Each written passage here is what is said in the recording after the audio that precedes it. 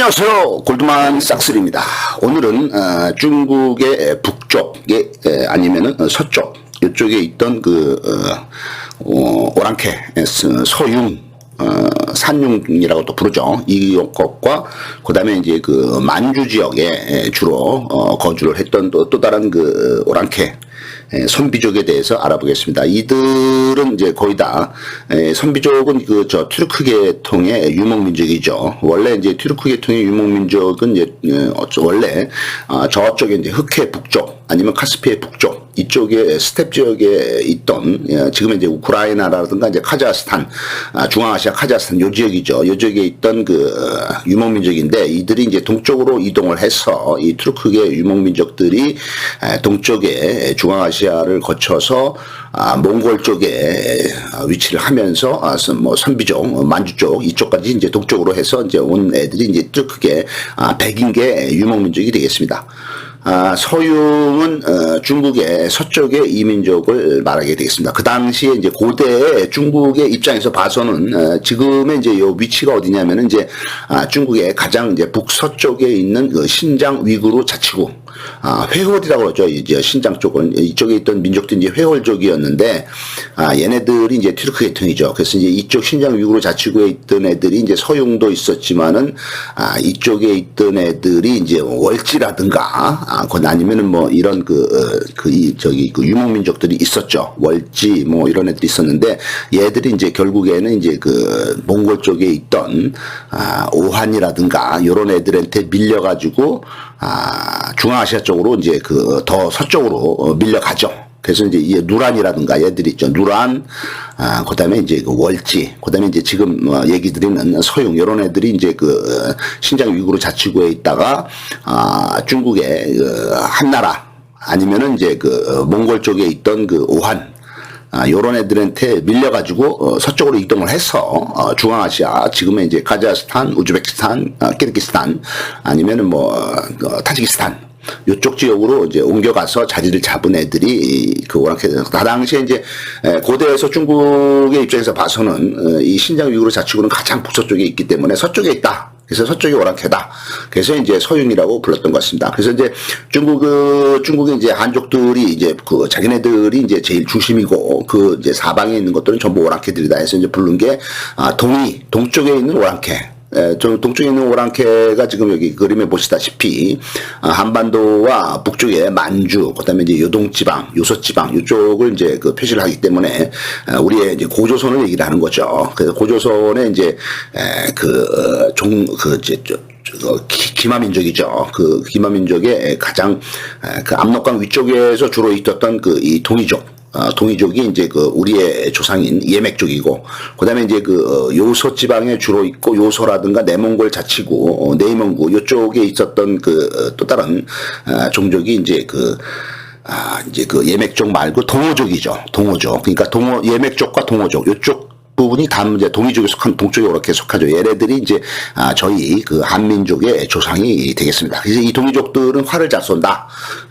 뭐 고주머니가 이제 고구려를 세운 고주머니가 이제 활을 잘 쏘듯이 그 활을 잘 쏘는 오랑캐다. 그래서 동이족이 돼 있고, 그다음에 이제 서쪽에 있는 이제 서융, 얘네들이 이제 신장 위구르 자치구를 얘기를 하는데 얘네들은 이제 그 창을 주로 많이 쓴다. 그렇게 돼 있죠. 그다음에 이제 북쪽에 있는 오랑캐, 뭐 이 북쪽은 이제 그 당시에 흉노족이라든가 그다음에 이제 그 흉노족의 후손인 돌골족을 얘기를 하겠죠. 그래서 이제 북쪽에 있는 오랑캐, 흉노족은 기원전 403년에 춘추 시대에서 전국 시대로 넘어가는 시점인 기원전 403년부터 발흥을 해서 기원전 이제 300년, 200년 때 아주 강성해졌죠. 그래서 흉노족이 이제 기원전 202년에 한나라의 고조 유방이 한나라를 세울 때, 그때는 이제 흉노족이 너무 강성해서 한나라 유방이 이제 흉노족한테 형제의 예를 맺죠. 그래서 이제 흉노족이 형이고, 그다음에 이제 한나라가 동생이다.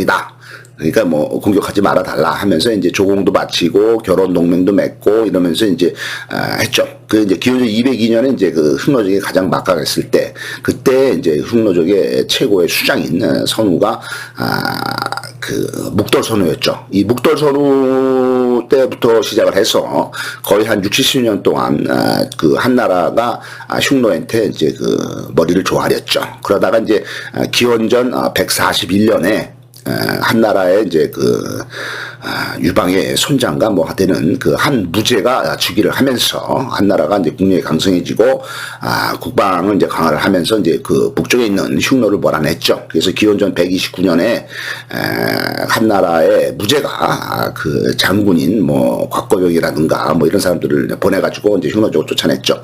그러면서 이제 한나라가 이제 그 당시에 이제 가장 북쪽에 있던 신장 위구르 간수성과 신장 위구르 자치구를 점령을 하면서 이쪽에다가 이제 뭐 안소도부라든가 뭐 관청을 설치를 하고 하면서 통제를 지배를 하게 된 것이 되겠습니다.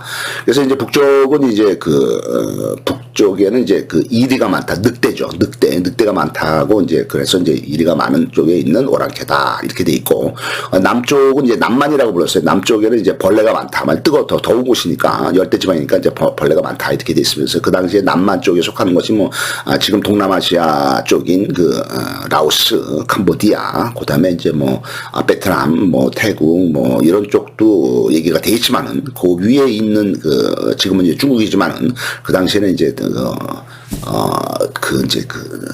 오랑캐 땅이라고 볼 수가 있는 이런 동남아시아 바로 위에 있는 중국의 뭐 윈난성이라든가 뭐 이런 쪽 광동성이라든가 그다음에 이제 뭐 이쪽에 이제 티베트 뭐 이쪽을 이제 남만이다 해서 이제 그쪽에는 이제 벌레가 많은 곳이다 이렇게 돼 있습니다. 서유용은 그 당시에 이제 간수성 아니면 신장 위구르 자치구 이쪽에 있던 오랑캐들 말하죠. 이쪽 지역에는 이제 옛날에 중국의 고대 국가인 상나라, 주나라 이때부터 이 사람들이 여기에서 살고 있었던 것으로 되어 있습니다. 그래서 중국의 고대 국가는 이제 중국의 사망오제 3명의 황제와 5명의 황제. 그래서 이 사망오제의 맨 끝에 황제가 요순임금이었죠. 그래서 이제 삼황오제. 그래서 이제 완전히 전설 속의 나라였죠. 그래서 이제 맨 마지막에 사망오제의 맨 마지막이 요순 시대였고, 요 요순 시대가 이제 거의 기원전 뭐 한 2300, 기원전 뭐 3000년 이전이니까 고조선의 저희의 조상인 단군왕검이 이제 고조선 설립한 게 기원전 2333년이죠. 그 2333년과 거의 동일한 시점이 중국의 이제 요나라, 순나라 마지막 황제 시대 때와 동일한 걸로 돼 있습니다. 그래서 요순 시대가 끝나면서는 이제 중국이 이제 본격적인 고대 국가가 시작이 됐죠. 그래서 이제 중국의 고대 국가가 이제 하나라, 은나라, 주나라 이렇게 3개가 되겠죠. 그래서 이제 처음에 등장한 이제 하나라는 기원전 2000년부터 기원전 1600년까지 400년간 존속한 나라가 하나라가 되겠고, 그 다음에 이제 은나라가 들어섰죠. 근데 은나라는 이제 상나라라고도 부르죠. 그래서 이게 기원전 1600년부터 기원전 1046년까지 거의 한 600년간 지속이 됐죠. 그래서 이제 기원전 1046년에 이제 주나라가 들어섰죠.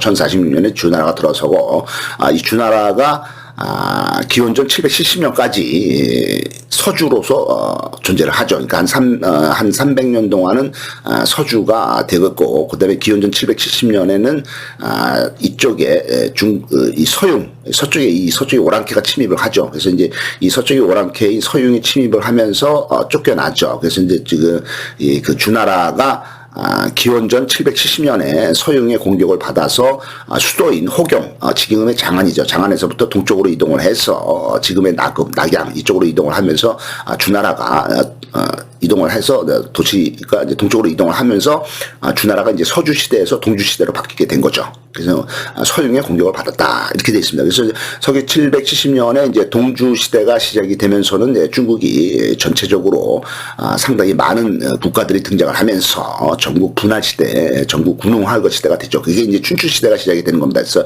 기원전 770년부터 기원전 403년까지 거의 한 300년 동안 춘추 시대가 되면서 춘추 5패 5개 나라가 가장 컸지만은 그래도 수많은 나라들이 존재한 그런 전국적으로 중국이 분할되고 군웅들이 할거를 하면서 서로 전쟁을 하고 뭐 이렇게 했던 시대가 되고, 그다음에 기원전 403년에 이 춘추 시대가 끝나고 전국 시대가 시작이 되죠. 그래서 이제 기원전 221년에 진나라의 진시황이 중국을 통일할 때까지 거의 한 200년 동안 전국 시대가 또 진행이 되는 걸로 됐습니다. 그래서 이제 전국 시대가 끝나고 진나라의 진시황이 중국을 통일한 것이 이제 기원전 221년인데, 이 바로 전에 한 240년경에 이 동주가 멸망을 하게 되겠습니다. 진나라한테 멸망을 한 거죠. 진나라가 이제 그 하나하나 이제 이제 전국시대 때는 이제 전국 7웅이라고 해서 7개 나라가 가장 컸죠. 그 7개 나라 중에서 이제 진나라가 전국을 통일하는데, 그 과정에서 이제 제일 먼저 고대의 그 맹주국가인 주나라, 동주부터 멸망을 시킨 거죠. 진나라가. 그래서 진나라가 통일한 그 전국 7웅은 7개의 가장 큰 나라가 어느 나라냐면은 진나라가 있었고, 그 다음에 이제 진나라 동쪽에 맨 위쪽에 조나라, 그 다음에 이제 위나라, 그 다음에 한나라, 이렇게 이제 세 나라가 있었고, 그 다음에 이제 동쪽으로 더 가서 산동반도 쪽에 이제 제나라가 있었고, 그 다음에 이제 남쪽에는 이제 초나라가 있었고, 그 다음에 이제 저 북쪽에 허베이성이라든가 이쪽에 이제 랴오닝성 이쪽 근처에 있었던 게 이제 연나라, 이렇게 이제 전국에 7개 나라가 있었는데, 이거를 이제 진나라 진시황이 다 통일을 한 것이 기원전 221년이 되겠습니다. 어떻든 이 당시에 서쪽에 간수성, 중국의 가장 북쪽에 있는 간수성, 그 다음에 이제 신장 위구르 자치구 이쪽에 있던 애들이 서용이 있는데, 이 서용에 있던 오랑캐를 말하며 얘네들은 이제 중국의 상나라, 그러니까 상나라가 은나라죠. 이때 주나라 때부터 존재를 했었다 했습니다. 그 다음에 이제 산시성에 가면은, 그 다음에 이제 산시성이 이제 중국의 가장 중앙 지역이죠. 이쪽에서 이제 중국의 이제 수도가 이제 장안이 있죠. 장안이 있어요. 장안이 있는데, 이 산시성의 섬서성에는 이제 장안이 있고, 이제 동쪽에 이제 또 다른 산시성에는 낙양이 있죠. 요쪽에 북쪽에 있던 오랑캐를 우리가 산융이라고 부르고 있습니다. 이 서쪽의 간수성이라든가 신장 쪽에 있던 서융은 기원전 770년 서주의 수도인 호경, 지금의 장안을 공격을 해서 이제 주나라의 황제가 동쪽으로 도망을 가죠. 그래서 이제 낙양으로 도망가죠. 그래서 이때부터 동주 시대가 되고 춘추전국 시대가 시작이 되는, 서융은 춘추전국 시대 때 중국이 분할이 돼서 혼란기를 맞이했을 때 이 서쪽에 있던 이 서융이 장안을 이제 점령을 하고 공격을 해서 얘들이 이제 또 중국의 저쪽 북동쪽에 있던 연나라, 그 다음에 중국의 가장 동쪽에 산동반도에 있던 제나라, 이런 데를 이제 자주 침공을 하게 되겠습니다. 그 다음에 이제 진나라가 결국에는 그렇지만은 이제 중국의 진시황의 진나라가 서융을 정복하고 서융을 흡수하게 되겠습니다. 한나라가 건국이 된 이후에 이 서융은 티베트 계통인 저족과 강족으로 계속 존재를 하다가 서기 301년부터 439년까지 140년 동안에 56국 시대에 중국의 혼란기를 이제 한나라가 멸망한 후에 이제 된 거죠. 한나라가 이제 서기 200년에 멸망한 후에 그 위에 한거의 이제 삼국지에 조조, 유비, 송곤이 나타나서 삼국지 시대를 열다가 결국에는 이제 한나라가 200년에 멸망한 후에 바로 이제 조조가 전국을 통일을 하면서 이제 위나라가 이제 중국을 통일을 한 위나라, 조조의 위나라의 조조의 아들인 조비가 이제 초대 황제가 되죠. 그래서 이제 위나라가 한 50년, 60년 존속을 하다가, 그 다음에는 이제 또 이제 서진이 이제 또 존재를 하죠. 그래서 이제 조조 가문의 역대 계속해서 재상을 해오던 사마위의 자손들 중에서 사마염, 손자인 사마염이 이제 조조 가문으로부터 왕권을 빼앗죠. 승상을 하다가 대대로. 그래서 왕권을 빼앗아서 나라를 새로 건국한 것이 이제 진나라가 되겠고, 이 진나라가 이제 서진이 된 거죠. 서진으로서도 한 50년, 60년 존속을 하다가 결국에는 거의 한 100년 동안, 그러니까 한나라가 200년에 멸망한 후에 거의 이제 100년 동안을 조조 가문의 위나라와 사마 가문의 그러니까 서진, 진나라가 100년을 이제 지난 다음에 이제 서기 300년부터는 다시 중국이 전국적인 이제 혼란기로 들어가죠. 그게 이제 516구 시대가 되죠. 516구 시대가 서기 301년, 304년 요때부터 해서 439년에 그 북쪽의 선비족인 북이가 중국의 그 북쪽 지역인 이 중원 지역을 통일할 때까지 거의 140년 동안의 516구 시대 때 이들이 서양 애들이 이제 나중에 이제 티베트 계통이 저족과 강족으로 존재를 하다가 중국 쪽으로 들어와서 맨 처음에 이 516국 시대를 열은 시기를 한 흉노족이 세운 나라인 전조와 후조 얘네들을 멸망을 시키고 이 티베트 계통이면서 서용이면서 그다음에 저족이며 강족인 얘네들이 중국의 그 북쪽 지역의 중앙지방에다가 세운 나라들이 이제 전진, 후진 이런 나라들로 이제 존속을 하게 되었다 이렇게 되어 있습니다. 그래서 이제 칭하이성은 이제 간수성 바로 밑인데 칭하이성에 있던 티베트 계통인 저족 얘네들이 세운 나라가 이제 성안이 되겠고, 얘네들이 이제 전진, 이렇게 돼 있어. 전진, 그 다음에 후량, 이런 나라를 세우게 돼요. 또 다른, 칭하이성의 티베트 계통인 강족, 얘네들은 장족이라고 하는데, 얘들이 이제, 후진을 세우게 됐습니다. 그러니까 전진을 세운 것이 전부 다 티베트 계통인, 강족이고, 티베트 계통인, 저족이고, 그 다음에 이제 후진을 세운 것은 이제 티베트 계통인 장족이 되겠습니다. 그러니까 저족이 먼저 세우고, 그 다음에 이제 장족이 이제 나중에 이제 전진, 후진 이렇게 세우고 56국 시대를 누렸다 이렇게 됐습니다. 그래서 이 선비족이 이제 북이가 이제 선비족이 세운 건데, 선비족은 이제 기원전 거의 한 100년부터 이가 북방에 흉노족보다 더 북쪽, 더 동쪽, 이쪽에 있던 선비족. 얘네들도 이제 백인 계통의 튀르크계의 유목민족인데, 이 선비족 애들이 이제 흉노족하고 틀린 애들이죠. 그래서 아무튼 둘 다 튀르크 계통인데, 선비족이, 기원전 한 100년부터, 서기 거의 한 581년, 581년이 이제, 선비족인 수나라의 양제, 수나라를 세운 게 수문제 양견이죠. 이 사람이 이제 581년에 수나라를 세웠는데, 그게 이제, 그 사람이 선비족입니다. 근데 선비족이 이제 시작을 한 것은, 기원전 한 100년부터였다. 이렇게 되어 있습니다. 그래서 그때까지도 이제 선비족은 만주라든가 요동 지역에 거주를 하다가 중국 본토로 이제 침투해 들어간 거죠. 북쪽에 있다가. 이 선비족의 종교는 만주 쪽에 지배를 했던 걸로 봐서는 우리 한민족과 비슷하죠. 그래서 이제 얘네들이 종교가 탱그리교가 되겠습니다. 이 선비족의 종교가 탱그리교인데, 이 탱그리교는 단군이란 뜻입니다. 그래서 우리하고 뿌리가 같은 걸로 추측이 되고 있습니다. 흉노족의 거주지보다도 더 동남쪽인 요동이라든가 만주에 있던 선비족은 흉노가 멸망을 하면서부터는 이제 그 영향에서 벗어나서 독립하고 더 막강한 세력이 된 거죠. 흉노가 멸망한 게 이제 중국 본토에서는 이제 431년에 멸망을 하니까, 이때부터는 이제 선비족이 이제 막강해져서 북이라는 나라가 이제 세워진 거죠. 그 다음에 이제 흉노가 이제 멸망한 게 이제 중국 이쪽에서는 이제 서기 431년에 멸망을 했지만은, 저쪽에 유럽 쪽에서는 흉노족의 후예인 훈족인 아틸라가 사망한 것이 서기 453년, 한 20년 더 후네요. 그래서 이제 그것이 이제 하면서 흉노가 완전히 이 세상에서 사라졌다 이렇게 되어 있습니다. 중국이 이제 위진 남북조 시대로 넘어가죠. 중국이 한 나라가 멸망을 하면서 삼국지가 되고, 삼국지의 조조가 통일을 한 것이 이제 위나라. 그다음에 이제 부하였던 사마시가 설립한 나라가 진나라. 그래서 이제 위진 남북조 시대가 이제 서기 한 200년부터 시작이 돼서 남북조 시대가 끝난 게 이제 서기 581년에 수나라의 문재인 양견이 중국을 통일할 때까지입니다. 그래서 이제 선비족인 우문태, 그러니까 여기는 이제 선비족은 세 개가 있어요.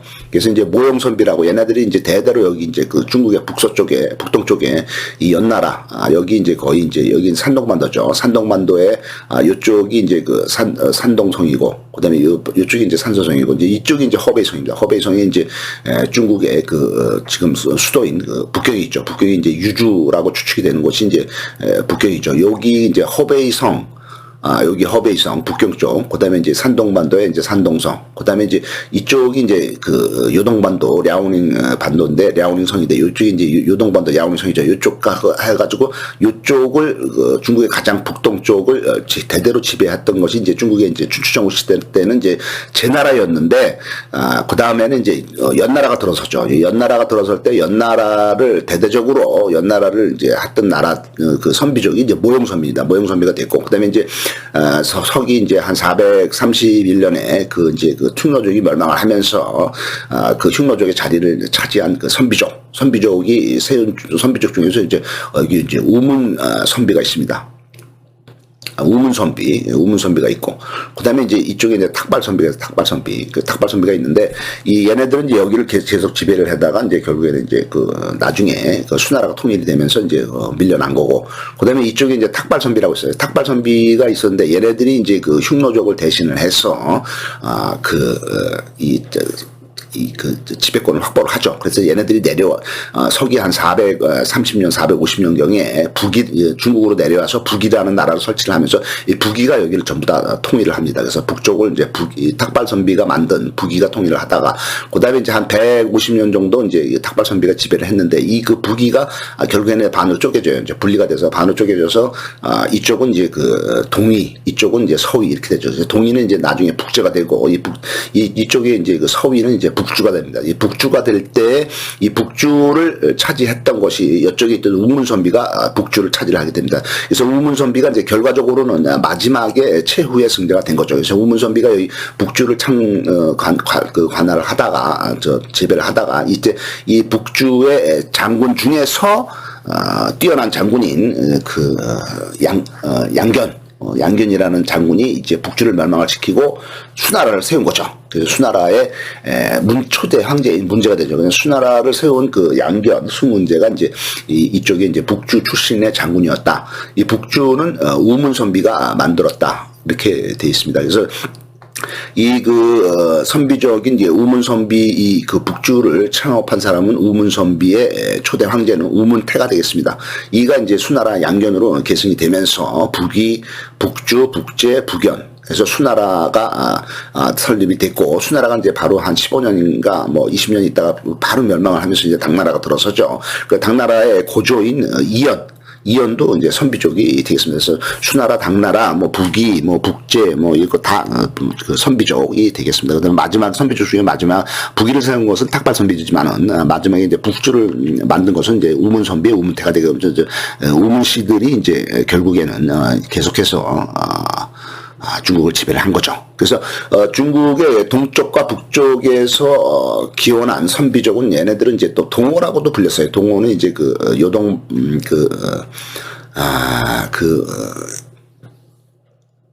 랴오닝성, 요동성이죠. 요동성과 요소지방, 그 다음에 이제 내몽골 자치구에 있던 게 이제 동호였는데, 동호가 선비족이 이제 기원이 여기다, 튀르키예 통이다. 그다음에 이제 이들이 이제 점점 중국의 이제 서쪽으로 북쪽으로 이동을 한 거죠. 그래서 이제 산시성 쪽으로 이동을 하고, 그다음에 이제 간수성, 그다음에 내몽 자치구, 그다음에 허베이성 이런 쪽으로 이제 이동을 하면서 중국의 북쪽을 전부 다 세력을 이제 확보를 했다 이렇게 있습니다. 그래서 선비족은 2세기 그다음에 2세기라는 게 이제 서기 100몇 년이 되겠죠. 이때 선비족의 조상인 단석괴라는 사람이 선비족을 통일을 하고, 이게 선비족이 등장한 것은 이제 기원전 100년경이지만은 얘네들이 이제 선비족을 통일을 하고 세력을 키운 것은 이제 서기 한 100년경이 되겠습니다. 그래서 이들이 이제 했지만은 세 개로 나눠져서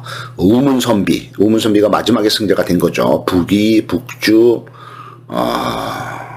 그다음에 이제 얘네들이 이제 북이, 북주, 그다음에 수나라, 당나라 해서 이제 마지막에 이제 승자가 된 거고, 그다음에 모형선비는 이제 동쪽에 전현, 후현, 남현, 북현, 서현 이쪽을 지배를 한 거고, 그다음에 탁발선비가 이제 처음에 북이를 설립했다 이렇게 되어 있습니다.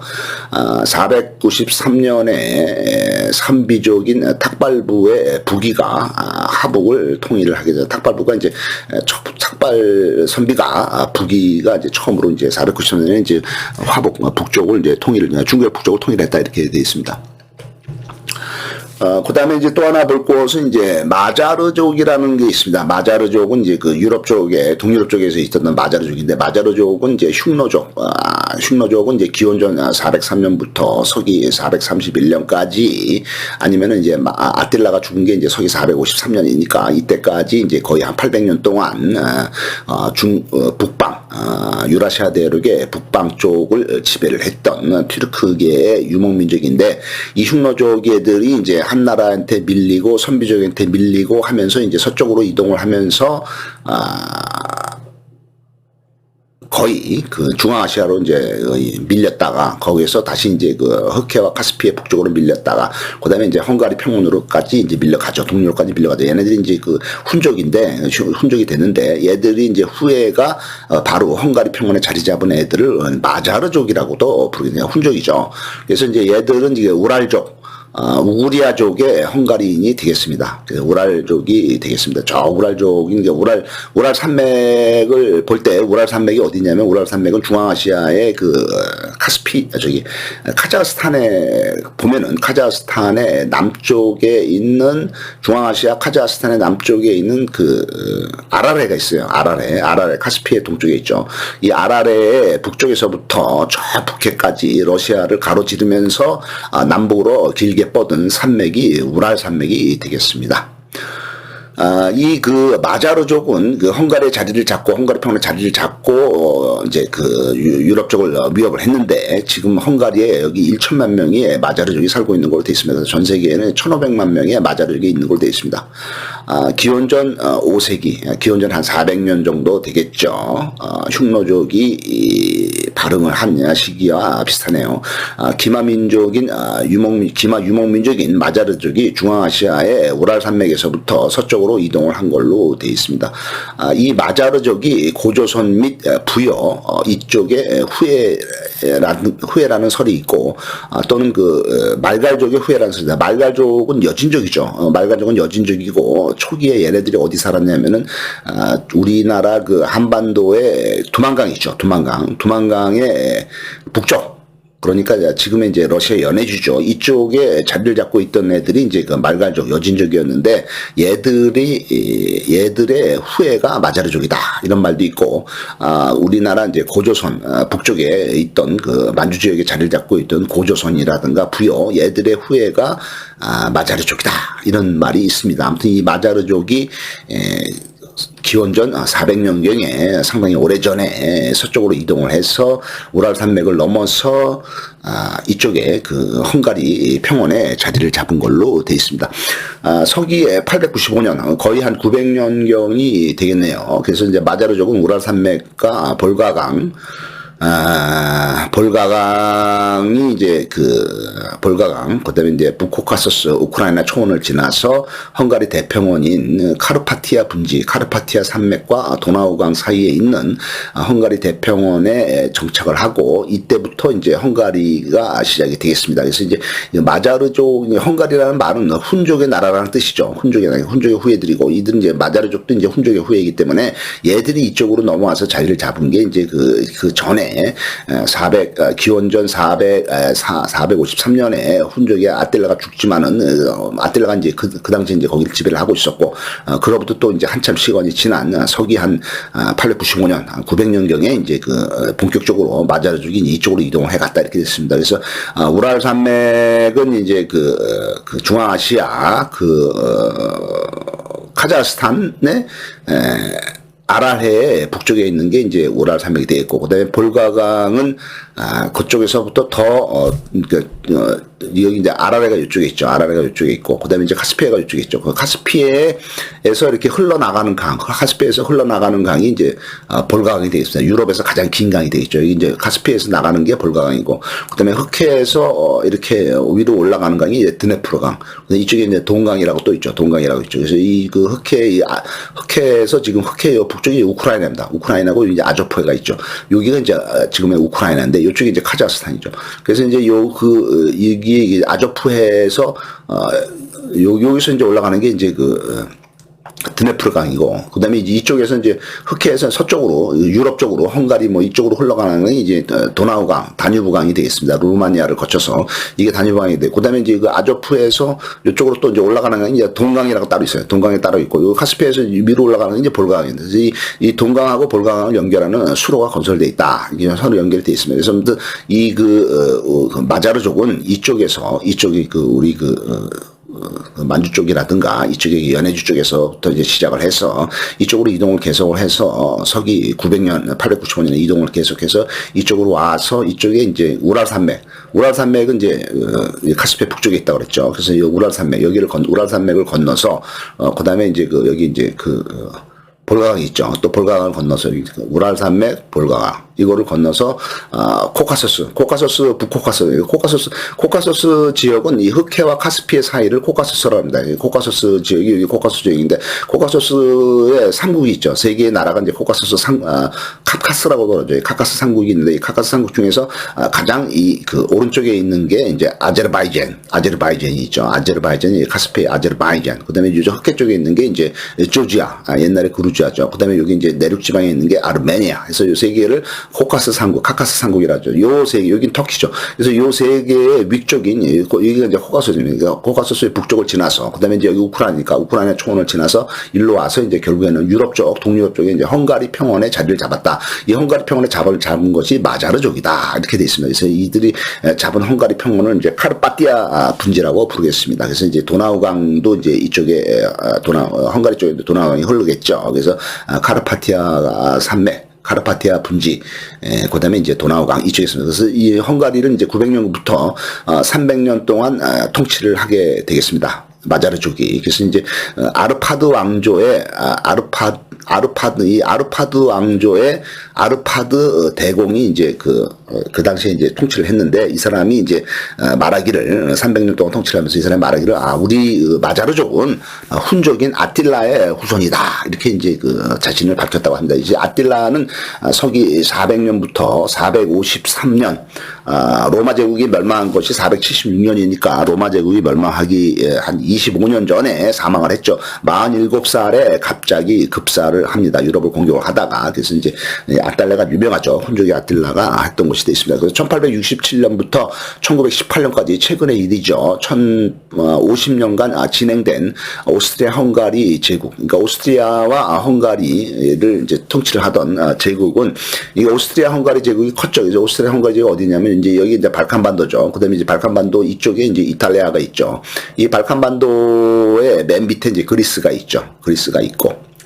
그다음에 이쪽은 오른쪽에 이제 터키가 있네. 이 그리스와 터키 사이가 이제 콘스탄티노플 있고 이쪽이 이제 흑해죠. 이쪽은 지중해고 이쪽은 이제 그리스가 발칸반도 맨 밑에 이제 그리스가 있고 그리스 위에 이쪽이 이제 동쪽으로 보면은 그리스 위에 이제 불가리아. 이게 이제 흑해죠, 흑해 이제 그리스 위에 이제 불가리아 위에가 이제 루마니아, 여기가 이제 불가리아, 여기 더 큰 게 루마니아. 그 다음에 이제 여기가 이제 몰도바가 있고, 요 몰도바 이제 오른쪽으로는 이제 바로 우크라이나입니다. 그래서 이제 루마니아가 이제 상당히 크죠. 그 다음에 이제 이쪽, 서쪽으로 보면, 발칸반도의 서쪽으로 보면은 그리스 위에가 알바니아가 있고, 알바니아 위에가 이제 몬테니그로, 그 위에가 이제 보스니아, 이쪽에는 이제 세르비아가 있죠. 그 다음에 보스니아 위에가, 크로아티아 위에가, 슬로베니아 위에가 이제 오스트리아입니다. 그래서 지금의 오스트리아가 여기 자리를 잡고 있었고, 그 다음에 이 중간에 루마니아와 오스트리아 사이가 이제 헝가리죠.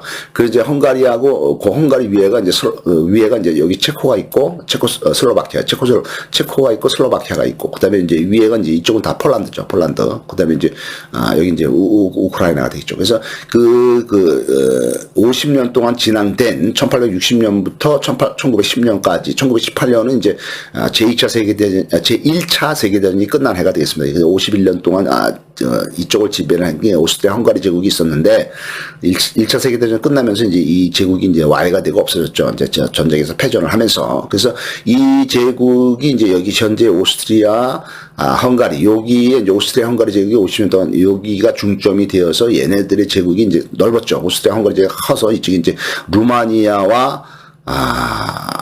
루마니아까지도 이제 통치권에 들어가 있었고, 그 다음에 이제 위쪽에는 이제 체코슬로바키아, 그 다음에 폴란드의 일부 남부, 그러니까 체코슬로바키아까지 있었고, 그 다음에 남쪽으로는 이제 크로아티아, 보스니아, 여기서 이제 1차 세계대전이 시작이 됐죠. 아무튼 크로아티아와 보스니아, 슬로베니아 여기를 전부 다 지배를 했던 오스트리아 헝가리 제국이 그건 이제 독일 사람인 프란츠 요제프 1세가 이곳을 통치를 하게 되겠습니다. 이곳의 인구의 65%는 이제 가톨릭이죠. 가톨릭, 개신교, 그다음에 카톨릭과 개신교이며 나머지 25%가 유대교와 그리스 정교회가 되겠습니다. 헝가리라는 말은 헝가리아에서 나온 건데 헝가리아는 훈족의 나라다, 훈족의 땅이다 이런 뜻이 있는 걸로 되어 있습니다. 그러니까 마자르족이 있던 곳이 이제 대부분 이쪽에서 헝가리 쪽에 중심으로 돼서 마자르족이 있었다 이 말이 되겠습니다. 캐러반이 있습니다. 캐러반은 지금은 우리가 그 여행을 갈 때 차 뒤에 끌고 다니는 작은 침실 숙박용 그런 도구가 되겠죠. 그래서 이제 카라반이 지금 차의 뒤에다 붙여가지고 다니는 우리가 잠자는 어떤 것이로 이제 이동 수단으로 되는데 이 캐러반이 하나 살려면 한 3천만 4천만 하는 것 같아요. 근데 이 캐러반은 원래의 뜻은 캐러반은 낙타나 말에다가 짐을 싣고 단체로 다니면서 어떤 물건을 사고 팔고 하는 상인들 집단을 말합니다. 그래서 이들은 이제 낙타에다 짐을 싣고서 사막이라든가 초원이라든가 비단길이라든가 인적이 드문 곳을 왔다 갔다 해야 되기 때문에 사람이 거의 없는 곳을 왔다 갔다 해야 되기 때문에 도적으로부터 자신들을 보호하기 위한 단체 하기 위해서 여럿이서 한꺼번에 단체로 다니는 걸로 되어 있습니다. 운송 수단의 한계로 인해서 낙타 500마리가 운반하는 낙타 500마리를 짐을 싣고 가는 그 수량이 그 비잔틴 시대에 배 한 척이 운반할 수 있는 수량의 반에도 못 미치게 되므로 효율성이 떨어지기 때문에 점점 이 낙타로 운송하는 캐러반의 이런 행적은 점점 쇠락하게 없어지게 되는 걸로 역사가 기록하고 있습니다. 감사합니다.